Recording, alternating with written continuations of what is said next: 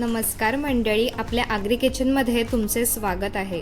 आज आपण महाराष्ट्र तसेच गुजरातचे सुप्रसिद्ध थंडगार पेय अर्थात पियुष कसे बनवायचे हे पाहणार आहोत। हे बनवायला सोपं आणि चवीला अगदी श्रीखंड आणि लस्सीच्या मधलं क्रीमी कॉम्बिनेशन आहे, जे उन्हाळ्यात तुम्हाला प्यायला नक्की आवडेल। तर चला मग बनवूयात। इकडे मी ताक बनवण्यासाठी पाणी व दही घेतले, तसेच केशर श्रीखंड,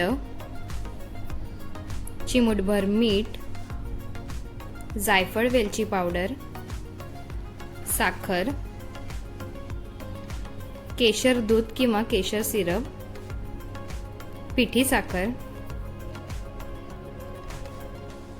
काजू बदाम पिस्ताचे तुकडे आणि बर्फ घेतलेला आहे। सर्व साहित्याचे प्रमाण व टिप्स मी डिस्क्रिप्शन मध्ये मेन्शन केलेले आहे।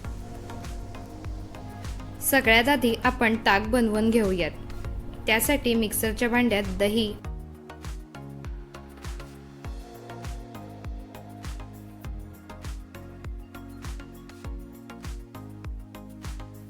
आणि पाणी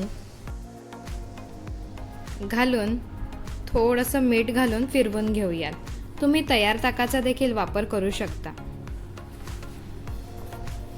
ताक तयार आहे। आता त्याच भांड्यात आपण साखर, केशर दूध किंवा केशर सिरप, जायफळ वेलची पूड आणि केशर श्रीखंड ॲड करू।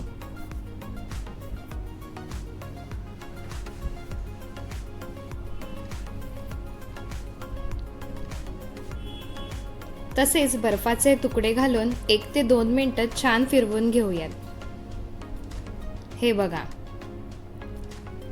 एखादा पदार्थ जेव्हा आपण मनापासून छान बनवतो ना, तेव्हा तो तेवढाच छान प्रेझेंट करणं सुद्धा इम्पॉर्टंट असतं। त्यासाठी एका प्लेटमध्ये मी पिठी साखर घेतले। आता ग्लासच्या वरच्या टिपवर थोडंसं पाणी लावून असा ग्लास उलटा प्लेटवर फिरवायचा, म्हणजे साखर त्याला चिटकते आणि बघायला देखील ते छान वाटतं। आता बनवलेलं पियुष घालूयात।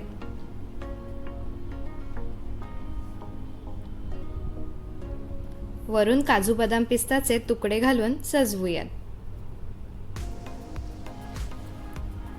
बऱ्याचदा यात ताक न घालता दह्याचे प्रमाण वाढवून लस्सीच बनवली जाते, पण मग ते पियुष लागत नाही। मग मंडळी, तयार आहे आपलं पारंपरिक थंडगार पियुष। आता श्रीखंड व ताक घरात असेल तर हे बनवून पहा, तुम्हाला नक्की आवडेल। तर पुन्हा भेटूयात अशाच मस्त रेसिपी घेऊन। धन्यवाद।